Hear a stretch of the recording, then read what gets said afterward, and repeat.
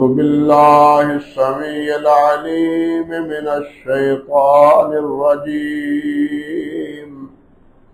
من همزه ونفخه ونفثه بسم الله الرحمن الرحيم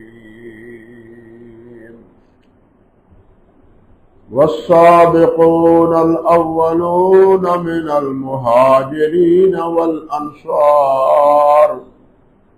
والذين اتبعوهم بإحسان رضي الله عنهم ورضوا عنه وعد لهم جنات تجري تحتها الأنهار خالدين فيها أبدا ذلك الفوز العظيم سبحان ربك رب العزة عما يصفون وسلام على المرسلين والحمد لله رب العالمين.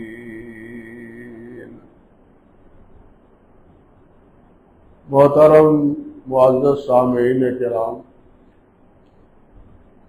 عزت مآب میری بہنوں اور بیٹیوں، آپ مسلسل سن رہے ہیں دو جمعہ خطبات میں کہ حضرت سیدنا علی رضی اللہ تعالی عنہ ان کے بارے میں یہ جو واویلا اور پروپیگنڈا کیا جاتا ہے، اور اسی مناسبت سے پھر بہت سی کہانیاں بنائی جاتی ہیں من گھڑت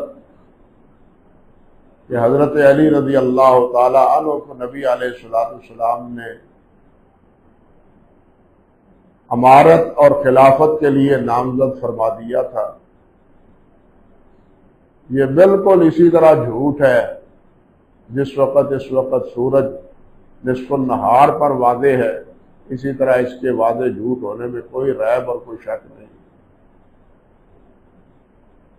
جہاں تک حضرت علی رضی اللہ تعالی عنہ کے فضائل اور مناقب کا تعلق ہے، تو ہم جس طرح باقی صحابہ کرام رضوان اللہ علیہم اجمعین کی عظمت کے معترف ہیں،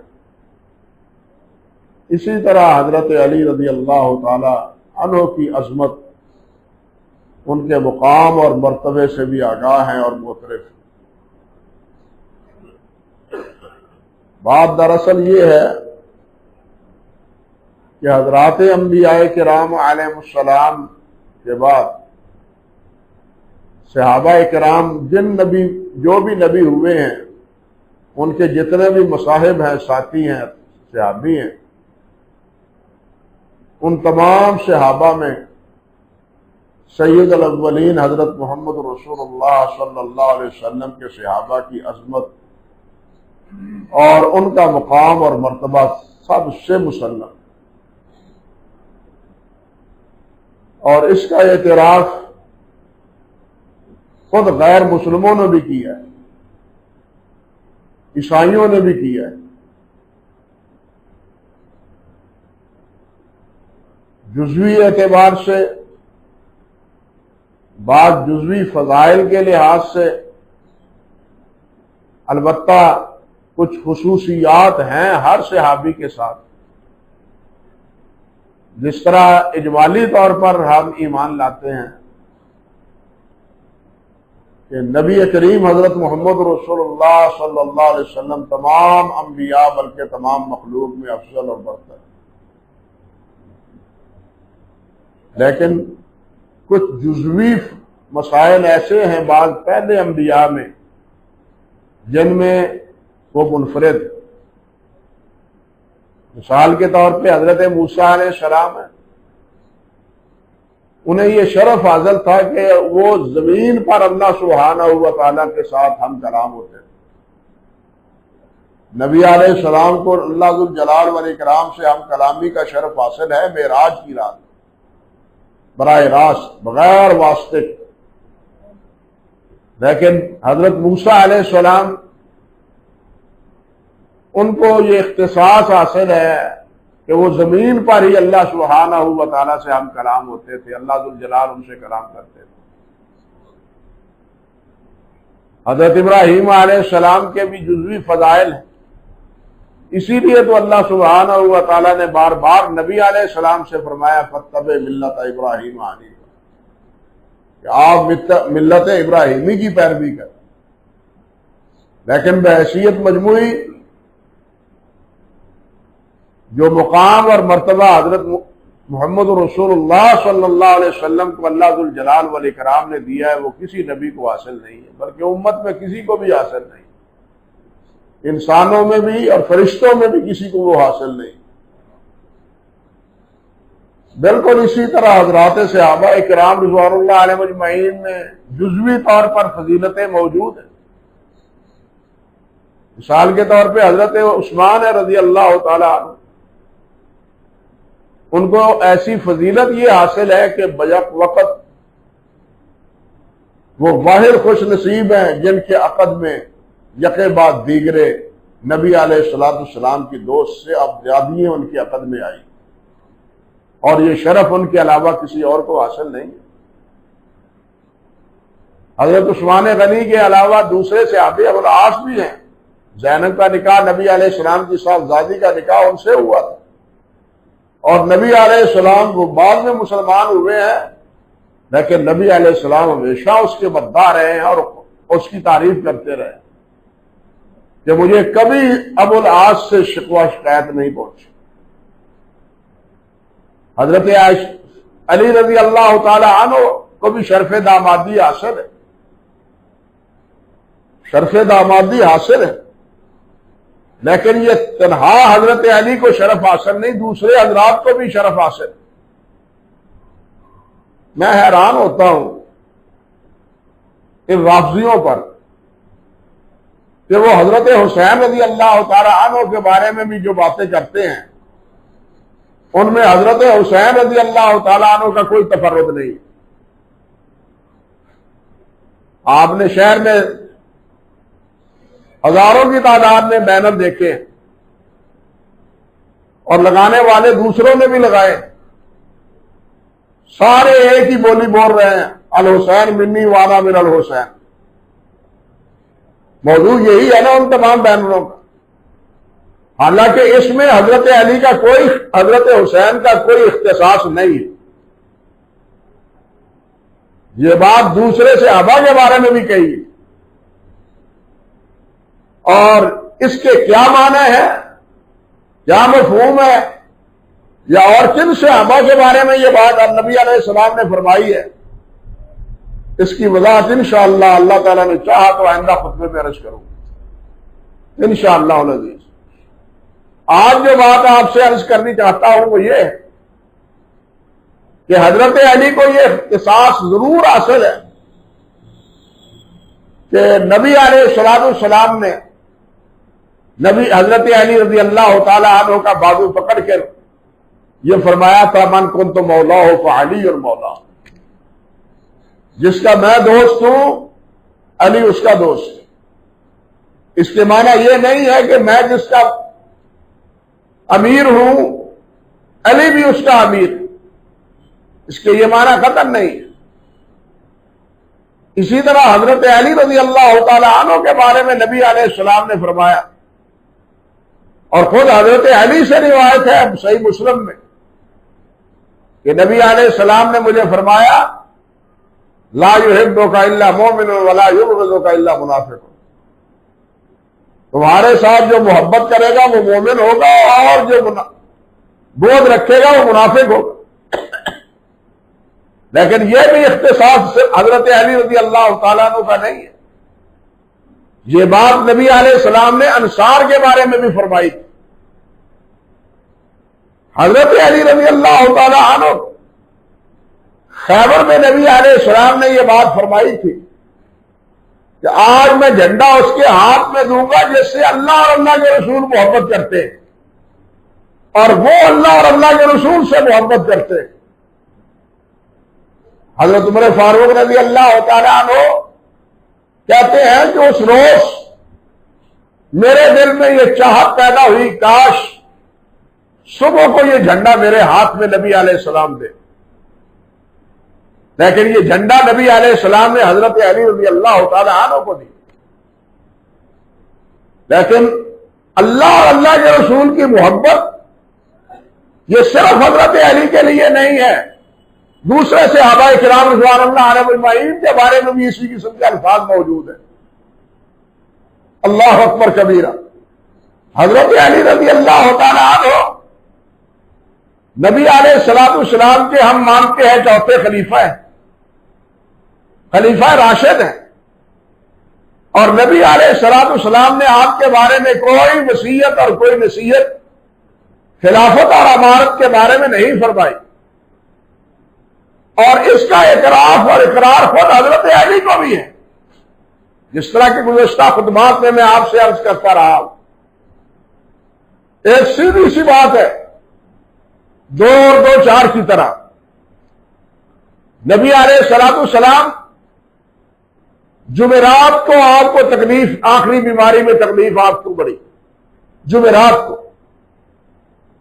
جمعرات کی عشاء کی نماز کے وقت نبی علیہ السلام نے فرمایا مروا ابو بکر یصلی بالناس، ابو بکر سے کہو کہ لوگوں کو نماز پڑھائیں۔ اس میں بھی تفصیل ہے، چھوڑتا ہوں اس ساری تفصیل کو۔ حضرت ابو بکر صدیق نے نمازیں پڑھائیں، عشاء کی نماز، جمعے کی 5 نمازیں اور جمعے کا خطبہ بھی، ہفتے کی 5 نمازیں بھی، اتوار کو کی 5 نمازیں بھی، اور سوموار کے روز صبح کی نماز۔ کتنی نمازیں ہوئی؟ 17 نمازیں۔ 17 نمازیں حضرت ابو بکر صدیق نے پڑھائی۔ نبی علیہ السلام بقائد حیات ساتھ حجرہ مبارک میں استراحت فرما رہے ہیں، اور آپ کے حکم سے کی ہے، اپنی مرضی سے نہیں۔ اور یہ 17 کی 17 نمازیں حضرت علی نے حضرت ابو بکر صدیق کے پیچھے پڑھی ہیں۔ کوئی مائی کا لال یہ ثابت نہیں کر سکتا کہ حضرت علی نے کوئی ایک نماز بھی حضرت ابو بکر صدیق کے پیچھے نہیں پڑھی۔ یہ 17 نمازیں نہیں، بلکہ پوری خلافت صدیقی میں، پوری خلافت عثمان فاروقی میں، پوری خلافت عثمانی میں تقریباً 23 سال لگتے ہیں، 1-2 سال کی بات نہیں، 23 سال بنتے ہیں، اور 23 سالوں میں کوئی ایک نماز بھی حضرت علی نے خلفائے راشدین کے پیچھے نہیں پڑھی، سب نمازیں پڑھی ہیں۔ کوئی ثابت نہیں کر سکتا کہ انہوں نے نہیں پڑھی نماز، اختلاف کیا ان سے، پیچھے ہٹ گئے کہ تم امام نہیں ہو، تم خلیفہ نہیں ہو۔ کوئی ایک بار بھی حضرت علی رضی اللہ تعالیٰ عنہ نے ان تینوں کے ساتھ نماز کے حوالے سے اختلاف نہیں کیا۔ اور یہ بات صرف بات کی حد تک یہ فقیر نہیں کہتا، بلکہ مورخین کہ ہاں یہ بات طے شدہ ہے۔ حافظ ابن کثیر رحمۃ اللہ علیہ نے البدایہ والنہایہ کی جلد نمبر 5 میں اور صفحہ 249 میں صاف لکھا ہے کہ علی بن ابی طالب لم یفارق الصدیق فی وقت من الاوقات ولم ينقطع فی صلاۃ من الصلوات خلفہ، کہ حضرت علی رضی اللہ تعالی عنہ کبھی بھی ابو بکر صدیق سے جدا نہیں ہوئے، کبھی بھی ان سے مخالفت نہیں کی۔ جب سے بیعت کی ہے حضرت علی نے، کوئی جھگڑا اس کے بعد ابو بکر صدیق سے حضرت علی نے نہیں کیا۔ اور ساتھ فرماتے ہیں وَلَمْ يَنْقَطِعْ فِي صَلَاةٍ مِّنَ الصَّلَوَاتِ، جتنی نمازیں ابو بکر نے پڑھائی ہیں ان میں سے کسی ایک نماز میں بھی حضرت علی پیچھے نہیں رہے، ایک نماز میں بھی حضرت علی پیچھے نہیں رہے۔ حضرت ابو بکر صدیق رضی اللہ تعالیٰ عنہ کے پیچھے نمازیں پڑھتے رہے، حضرت علی اور حضرت زبیر یا ان کے بعد بعض نوا ہم نوا وہ یہ تو فرماتے تھے کہ ہمیں خلافت کے مسئلے میں مشورہ ہم سے کیوں نہیں کیا گیا، لیکن وہ یہ نہیں کہتے تھے کہ ابو بکر صدیق خلافت کا استحقاق نہیں رکھتا، مستحق نہیں ہے۔ دونوں فرق سمجھے کہ وہ یہ تو کہتے تھے، صحیح روایت میں موجود ہے، بخاری میں موجود ہے کہ ہمیں آپ سے گلہ یہ ہے، شکایت یہ ہے کہ آپ نے مشورے میں ہمیں شریک نہیں کیا۔ یہ حضرت علی نے بھی کہا، حضرت زبیر رضی اللہ تعالیٰ عنہ نے بھی کہا، اور ساتھ یہ بھی کہا وَإِنَّا لَنَرَىٰ أَبَا بَكْرٍ أَحَقُّ النَّاسِ، ہم جانتے ہیں کہ اس عمارت کا سب سے زیادہ حقدار ابو بکر، اس عمارت کا سب سے بڑا حقدار، یہ مشکل عمارت نہیں ہے۔ اِنَّا لَنَرَىٰ، بے شک ہم جانتے ہیں، ابا بکر احق الناس، ابو بکر لوگوں میں سے سب سے زیادہ حقدار ہے بہا، اس عمارت کے، اس خلافت کے۔ کیوں؟ وَإِنَّهُ لَصَاحِبُ الْغَارِ، کیوں کہ ابو بکر صاحب غار ہے۔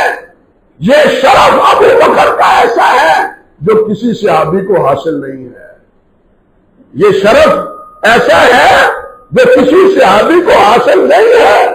وہاں 3 دن 3 راتیں پورے پیار اور محبت سے نبی علیہ السلام کے ساتھ گزاری ہے، تو صرف ابو بکر نے گزاری ہے، تیسرا اور دونوں کے علاوہ ہے نہیں۔ اللہ اکبر کبیرہ۔ اور رافضیوں نے یہاں جو باتیں اڑائی ہیں، اللہ برباد کرے، اور ہے برباد،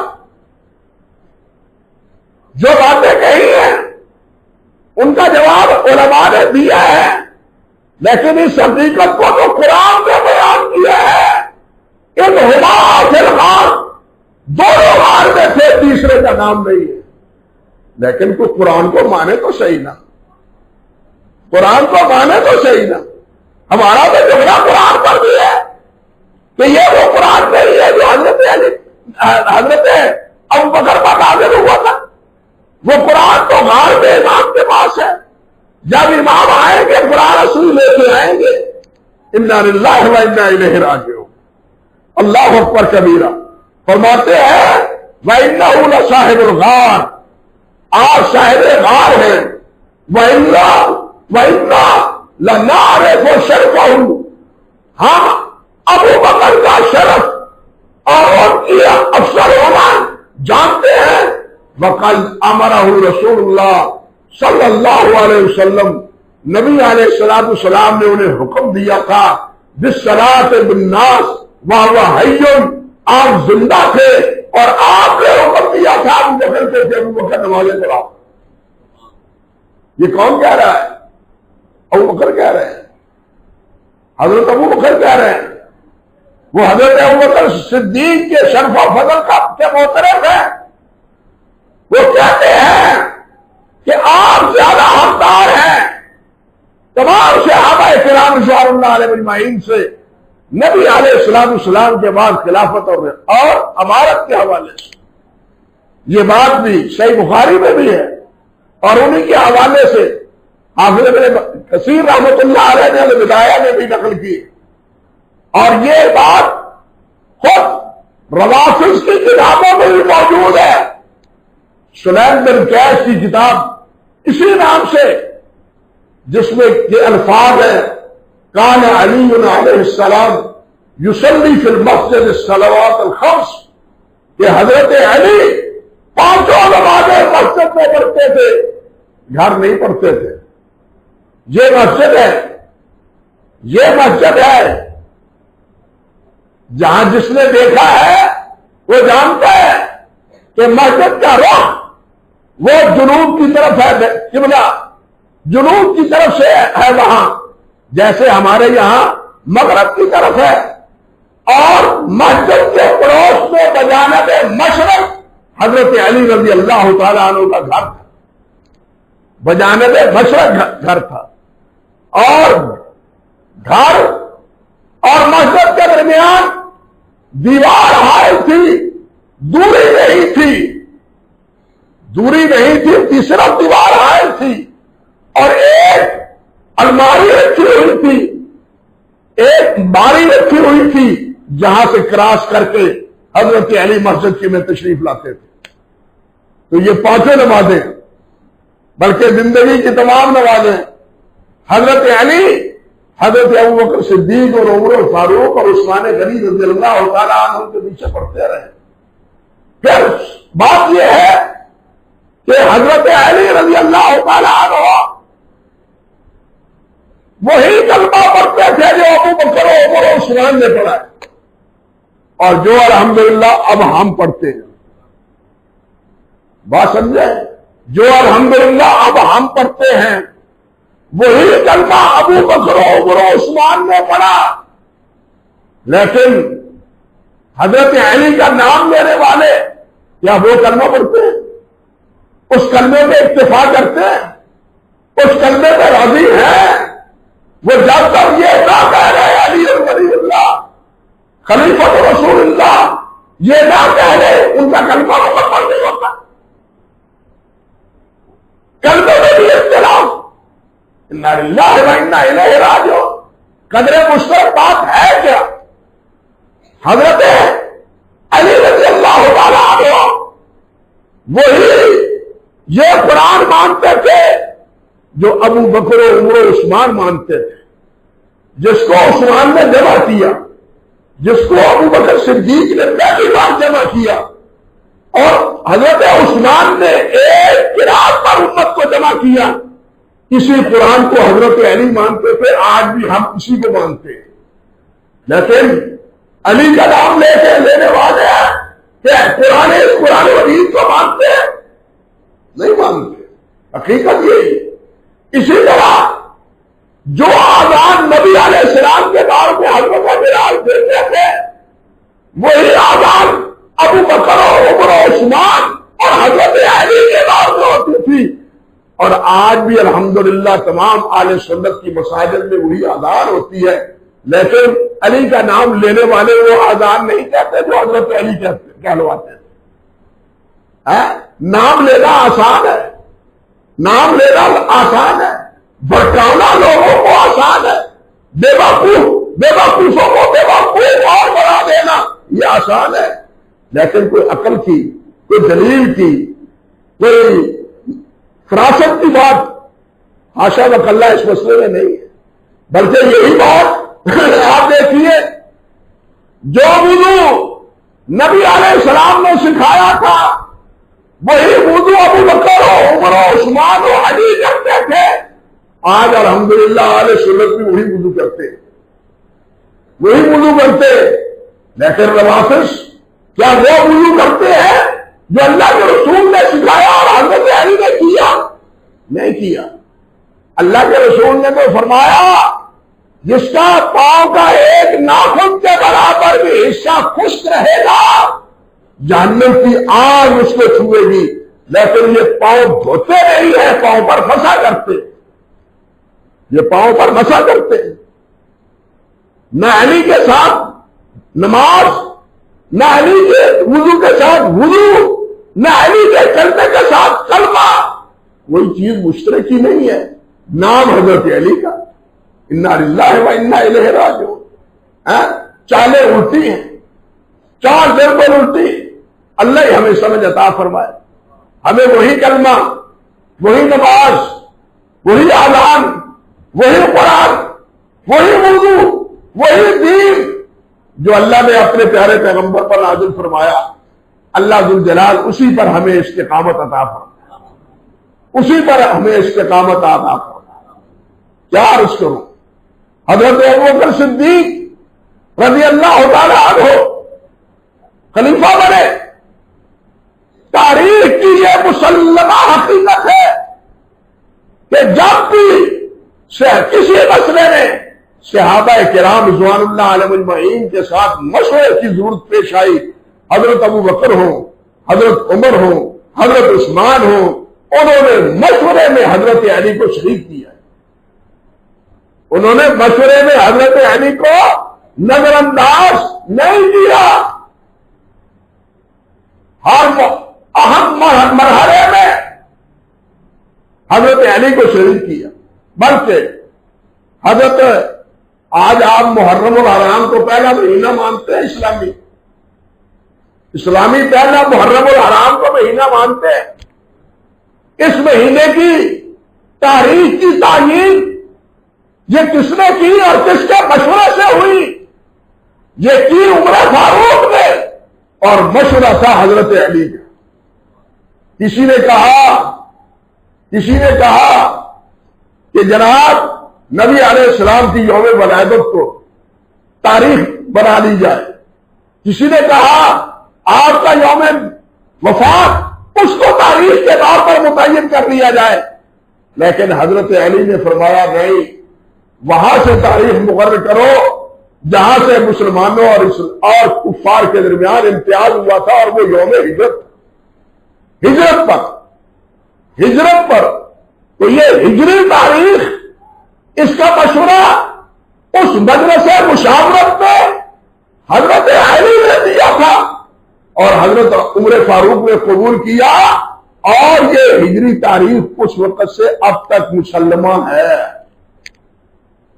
حضرت ابوبکر صدیق ہی نہیں، حضرت عمر فاروق جس وقت ان کے دور میں فارس سے لڑائی ہوئی ہے، فارس سے نہامت کے لیے صحابہ کرام کو تیار کیا ہے، تو اس وقت حضرت عمر فاروق رضی اللہ تعالی عنہ نے صحابہ کرام کو بلایا،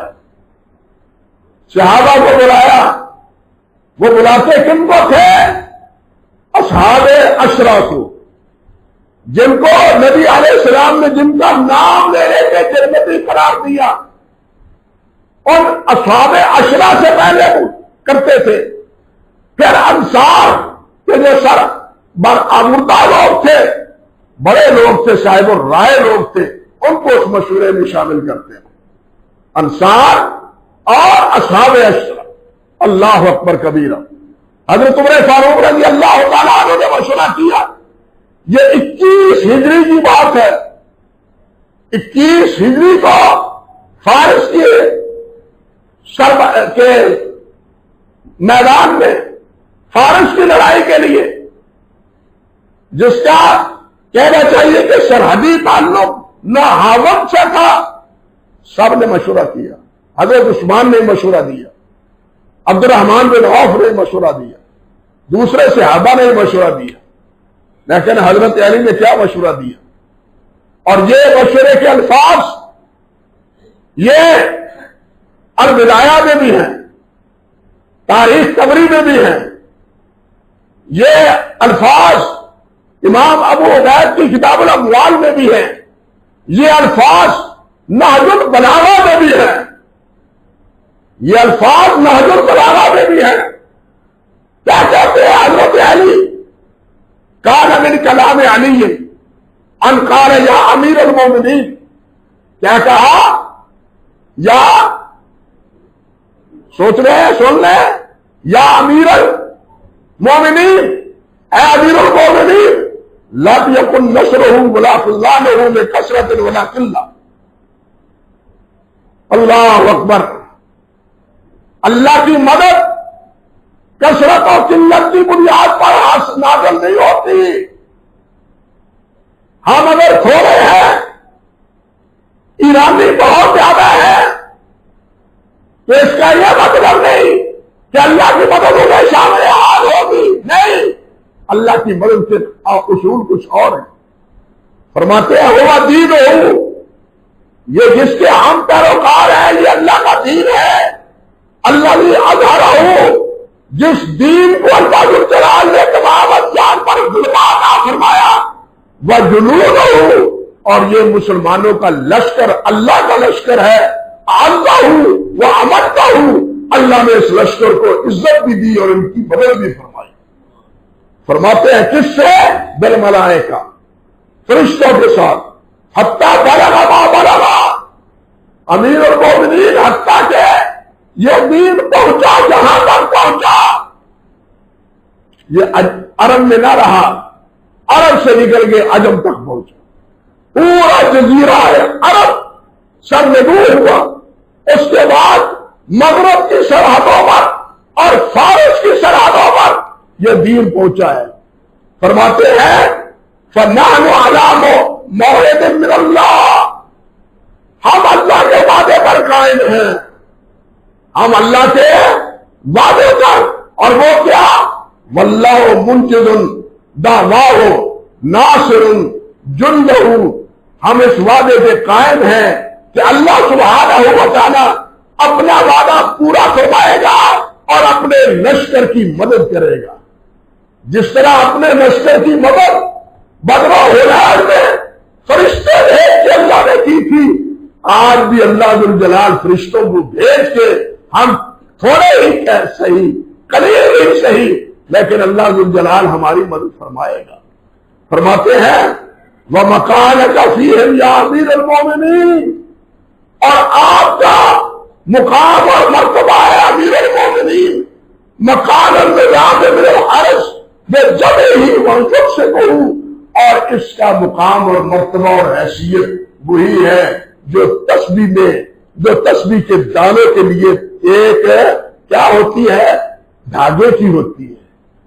یہ تسبیح کے دھاگے کی بنیاد پر یہ تسبیح ہے، اور یہ دانے اکٹھے ہیں، آج کی حیثیت ان دانوں میں کس کی ہے؟ کس کی ہے؟ دھاگے کی ہے۔ آگے فرماتے ہیں فَإِذٍ حَلَّ، اگر یہ ٹوٹ گیا دھاگا، اگر یہ دھاگا ٹوٹ گیا تفرق ما فیہ، جتنے موتی ہوں گے، جتنے دانے ہوں گے تفریق ہوں گے، بکھر جائیں گے، ایک تسبیح نہیں رہے گی۔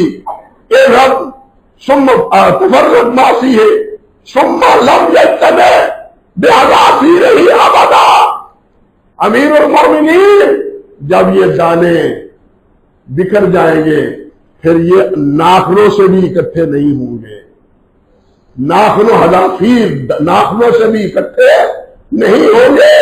ہمارا العرب اليوم وَإِنْ كَانُوا قَلِيلًا، عرب اگرچہ آج تھوڑے ہیں، فَهُمْ كَثِيرٌ عَظِيمٌ فِي الْإِسْلَامِ، لیکن اسلام کی وجہ سے یہ غالب ہے۔ یہ دین کس کی وجہ سے غالب ہے؟ اسلام کی وجہ سے۔ بات سمجھے؟ اسلام کی وجہ سے۔